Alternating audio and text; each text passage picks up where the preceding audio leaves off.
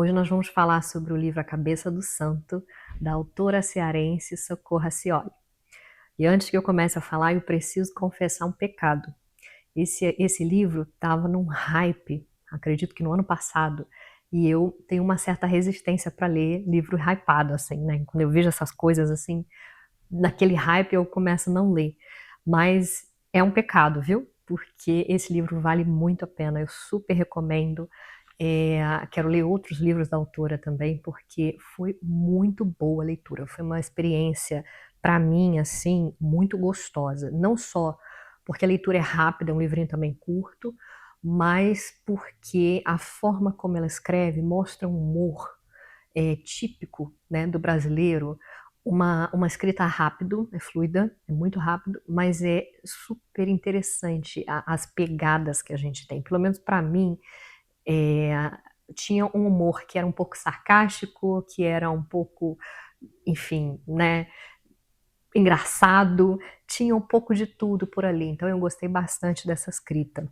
O livro conta a história de Samuel, um homem pobre, muito simples, muito humilde, que está indo para a cidade, uma cidade fictícia chamada Candeia, no Ceará, né? E ele vai lá para cumprir uma promessa.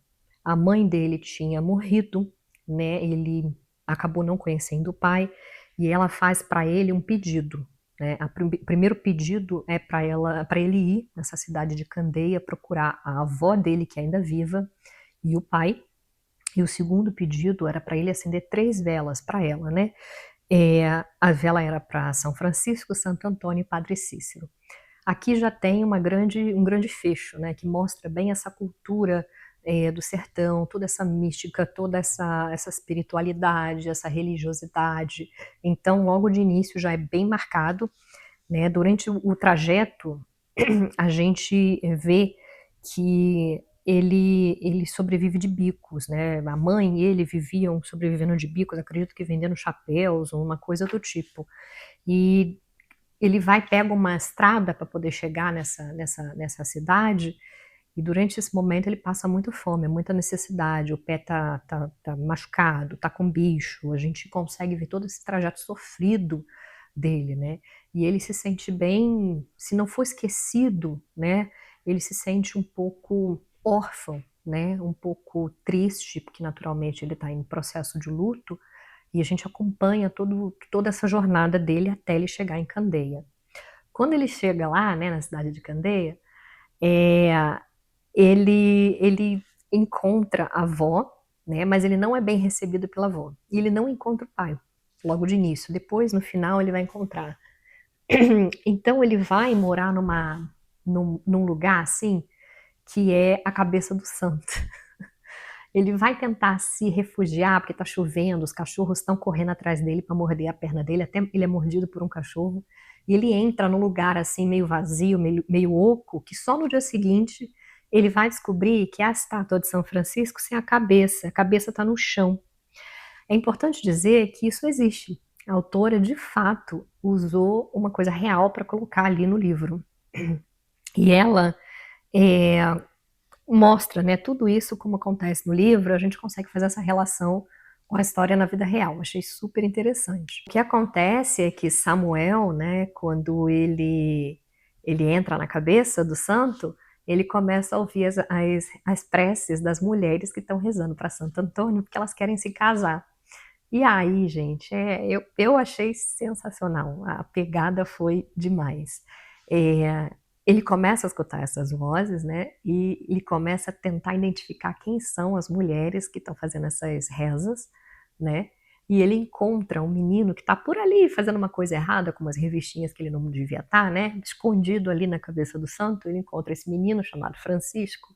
E esse garoto vai acabar ajudando ele a identificar quem são as pessoas da cidade, porque como forasteiro, Samuel não conhece ninguém, mas o menino conhecia. E ele é o filho do coveiro, então ele conhecia a cidade inteira. Até tem uma troca ali, né, entre eles. Samuel fala: olha, eu não vou denunciar que você está com essas revistinhas aqui escondido, mas em troca você vai me ajudar a identificar quem são essas pessoas que eu estou ouvindo a reza. Bom, ali eles fazem uma camaradagem, se unem, viram grandes amigos.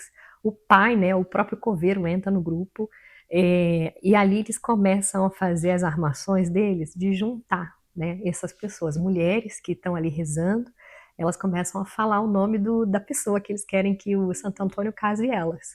E aí eles juntam, eles descobrem quem é essa pessoa, eles vão lá e juntam. Bom, sensacional a história.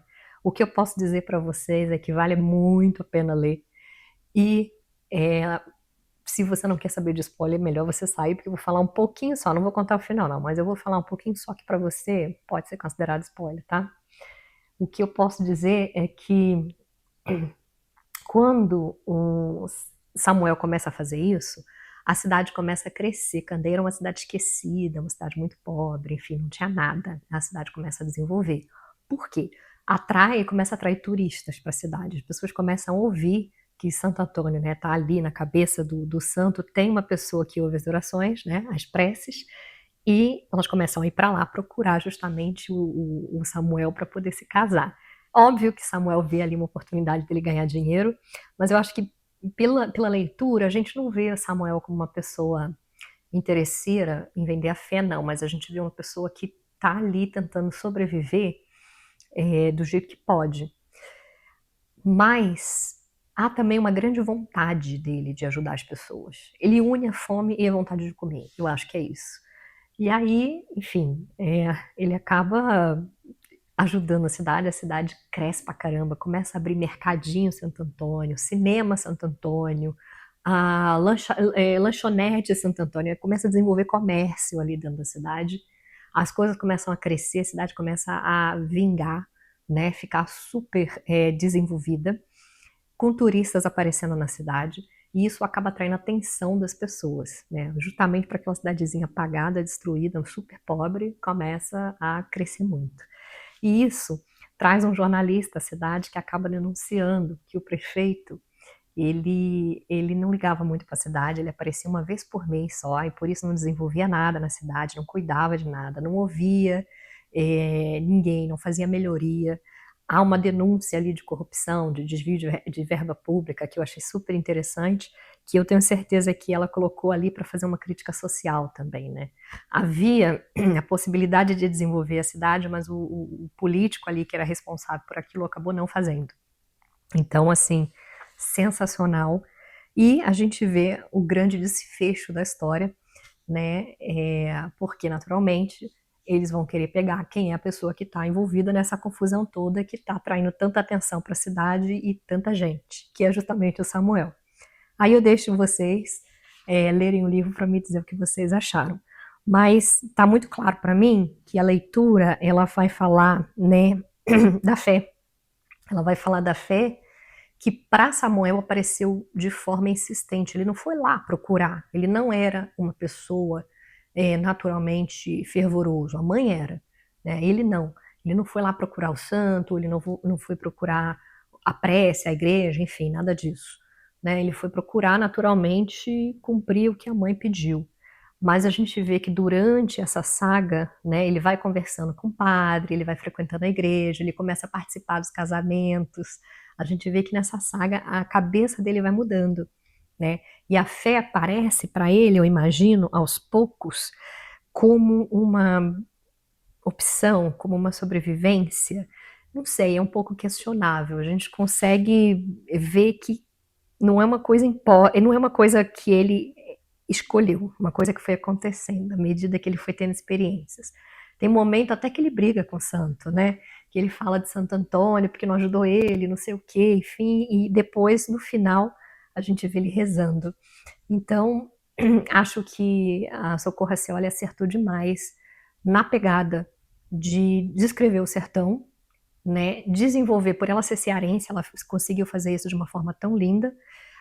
Toda essa questão da espiritualidade, da fé, que eu acho que mexe demais, principalmente com o povo nordestino, e entrar nessa mística, nessa linguagem fácil, bem-humorada e divertida para terminar esse livro. Então eu gostei demais.